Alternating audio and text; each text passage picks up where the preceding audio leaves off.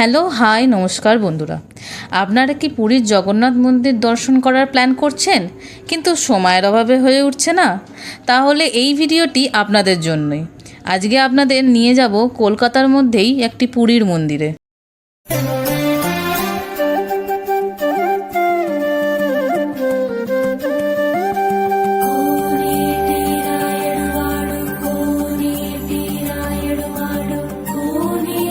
So দেখতেই পাচ্ছেন মন্দিরে আমরা পৌঁছে গেছি। এবং মন্দিরে ঢুকে প্রদীপ জ্বালিয়ে তারপরে পুজোর সামগ্রী কিনে ঝটপট করেই আমরা চললাম জগন্নাথ দেবকে দর্শন করতে। এবার বলবো মন্দিরটা কোথায় রয়েছে এবং কিভাবে আসবেন। মন্দিরটা রয়েছে খিদিরপুর। কলকাতার খিদিরপুর খুবই পরিচিত জায়গা, তবুও আপনাদের বলে দিচ্ছি, খিদিরপুর আসতে গেলে ধর্মতলা বা হাওড়া থেকে যে কোনো খিদিরপুরের বাস পেয়ে যাবেন। এবং যদি ট্রেনে আসতে চান তাহলে চক্র রেল ধরতে হবে, আপনাদের নামতে হবে খিদিরপুর স্টেশন।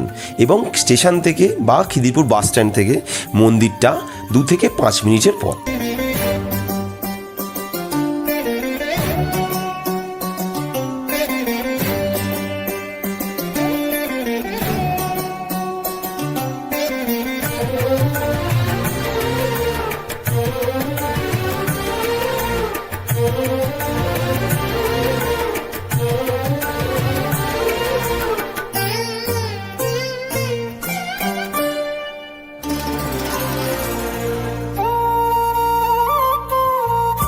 দেখতেই পাচ্ছেন মন্দিরটি পুরোপুরি পুরীর মন্দিরের অবিকলেই তৈরি করা হয়েছে।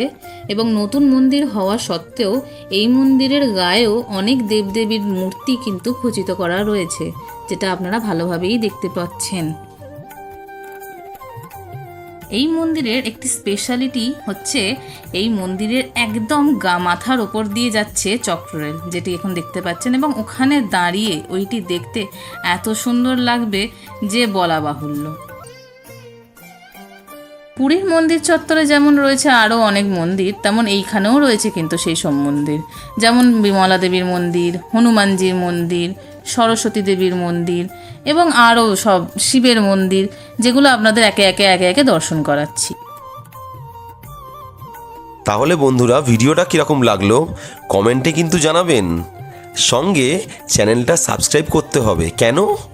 তাহলে আপনাদের জন্য পরে আবার এরকম ভালো ভালো ভিডিও আনতে পারি। ততক্ষণের জন্য থ্যাংক ইউ, ধন্যবাদ।